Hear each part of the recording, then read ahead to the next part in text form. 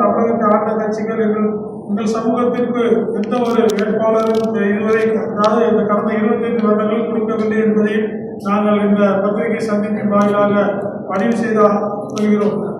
எங்கள் சமூகத்தை சார்ந்தவர்களுக்கு தமிழக அரசியலிலே இருக்கின்ற பிரதான கட்சிகள், அதாவது திராவிட முன்னேற்ற கழகம், அனைத்து இந்திய அண்ணா திராவிட முன்னேற்ற கழகம் மற்றும் தமிழக வெற்றி கழகம் போன்ற கட்சிகள் வரக்கூடிய தேர்தலிலே எங்களுக்கு நீங்கள் வாய்ப்புகளை கண்டிப்பாக வழங்க வேண்டும். எங்களுக்கு வாய்ப்புள்ள தொகுதிகளை நீங்கள் கண்டறிந்திருப்பீர்கள்.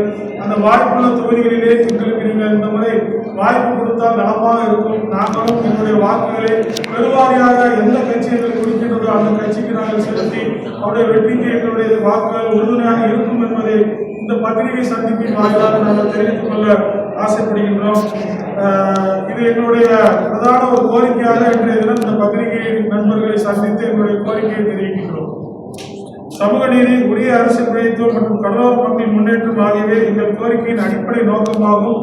ஆகவே வரதர் சமூகத்தின் பொருளை வருகின்ற சட்டமன்ற தேர்தலில் ஒழிக்க செய்யும் வரலாற்று பொறுப்பை தமிழக அரசியல் கட்சிகள் ஏற்க வேண்டும் என்று இந்த பத்திரிகை சந்திப்பின் வாயிலாக நாங்கள் அனைவரும் இது ஒரு கூட்டமைப்பாக தூத்துக்குடியிலிருந்து பயணம் செய்து வந்திருக்கின்றோம். நாங்கள் அனைவரும் ஒட்டுமொத்த பொருளாக இந்த சபையை நாங்கள் முன்வைக்கின்றோம். நன்றி.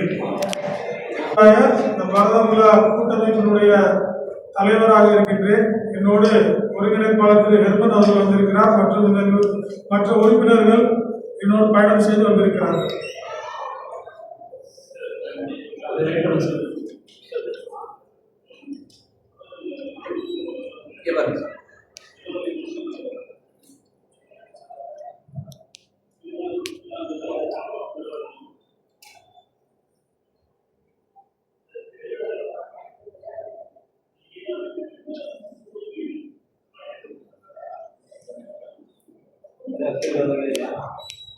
உங்களுடைய சமூகத்திற்கு அரசியல் அங்கீகாரம் கிடைக்க வேண்டும். அதற்கு வாய்ப்பாக இருக்கக்கூடிய திருச்செந்தூர், தூத்துக்குடி, குளச்சல், கன்னியாகுமரி போன்ற தொகுதிகளிலே எங்களுக்கு வாய்ப்பு இருக்கக்கூடிய வேட்பாளர்களை நீங்கள் தேர்வு செய்ய வேண்டும். குறிப்பாக தூத்துக்குடியில் பார்த்தீங்கன்னா எங்களுக்கு தமிழக வெற்றி கழகத்துடைய ஆளுநர்கள் நிறைய பேர் இன்னைக்கு மிக சிறப்பாக அந்த கட்சி வளர்த்து கொண்டிருக்கிறார்கள். அவர்களுக்கு நீங்கள் அந்த கட்சி வாய்ப்பு கொடுத்தால் நலமாக இருக்கும் என்பதையும், பிற கட்சிகள் திராவிட முன்னேற்ற கழகம், அனைத்து இந்திய அண்ணா திராவிட முன்னேற்ற கழகம் எங்களுடைய சமூகத்திற்கு வாய்ப்பு வழங்க வேண்டும் என்பதை நாங்கள் இந்த பத்திரிகை சந்திப்பிலே கோரிக்கையாக வைக்கிறோம்.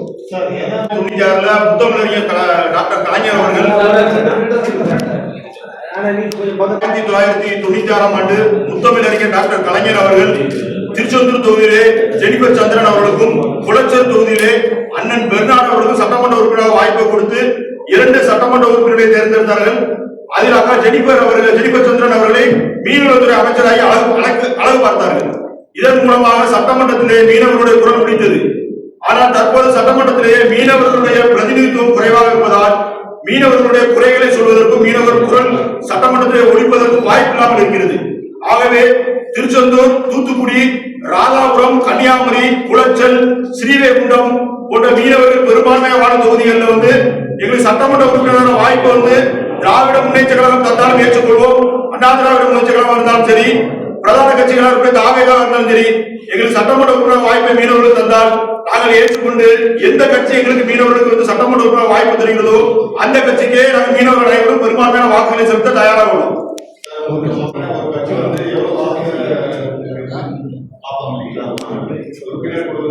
பெரும்பான்மையான ஓட்டுகள் எங்களிடத்தில் இருக்கின்றது. அதாவது ஒரு வெற்றியை நிர்ணயிக்கக்கூடிய அளவில் எங்களுக்கு கணிசமான ஓட்டுகள் எங்களிடத்தில் தூத்துக்குடியில் இருக்கு. திருச்செந்தூர் தொகுதி எடுத்துக்கிட்டா கடற்கரையோர கிராமங்களில் எங்களுடைய சமூக மக்களுடைய பங்களிப்பின் மூலம் பெருவாரியான வாக்குகள் இருக்கின்றது.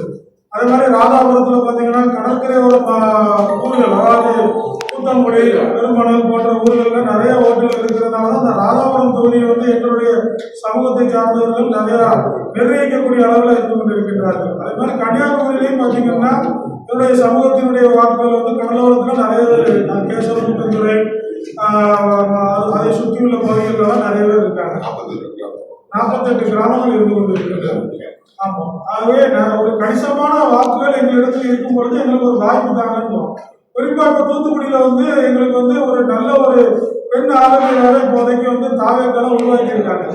அவர்களுக்கு இந்த முறை வாய்ப்பு கொடுத்தால் கண்டிப்பா என்னுடைய சமூகத்துடைய ஓட்டு அவங்களுக்கு கிடைக்கும்ன்றதை நாங்க நம்புறோம். அவங்க பேர் அஜிதா நன்றாக களப்பணி செய்து கொண்டிருக்கிறார்கள். என்னுடைய தூத்துக்குடியில் கிட்டத்தட்ட ஒரு 32% நாங்கள் இருக்கிறோம். அது மட்டுமில்ல பிற சமூகத்தினுடைய ஆதரவையும் இந்த காவேகாவுடைய ஆளுமைகள் கேட்டிருக்கிறதுனால இந்த எங்களுக்கு வாய்ப்புகள் அதிகமா இருக்கிறதை நாங்கள் நம்புறோம்.